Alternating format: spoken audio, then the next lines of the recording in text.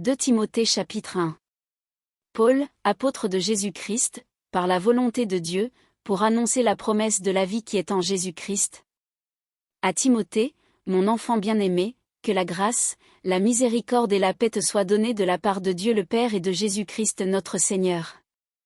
Je rends grâce à Dieu, que mes ancêtres ont servi, et que je sers avec une conscience pure, de ce que nuit et jour je me souviens continuellement de toi dans mes prières, me rappelant tes larmes, et désirant te voir afin d'être rempli de joie. Gardant le souvenir de la foi sincère qui est en toi, qui habita d'abord dans ton aïeul Loïs et dans ta mère Eunice, et qui, j'en suis persuadé, habite aussi en toi.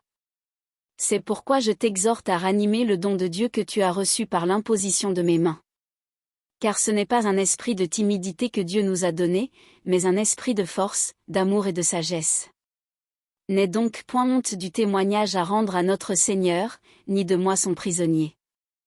Mais souffre avec moi pour l'Évangile.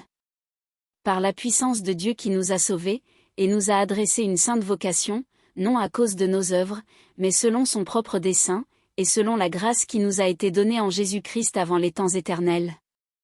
Et qui a été manifestée maintenant par l'apparition de notre Sauveur Jésus-Christ, qui a détruit la mort et a mis en évidence la vie et l'immortalité par l'Évangile. C'est pour cet Évangile que j'ai été établi prédicateur et apôtre, chargé d'instruire les païens. Et c'est à cause de cela que je souffre ces choses, mais j'en ai point honte, car je sais en qui j'ai cru, et je suis persuadé qu'il a la puissance de garder mon dépôt jusqu'à ce jour-là. Retiens dans la foi et dans la charité qui est en Jésus-Christ le modèle des saines paroles que tu as reçues de moi. Garde le bon dépôt, par le Saint-Esprit qui habite en nous. Tu sais que tous ceux qui sont en Asie m'ont abandonné, entre autres Phygel et Hermogène.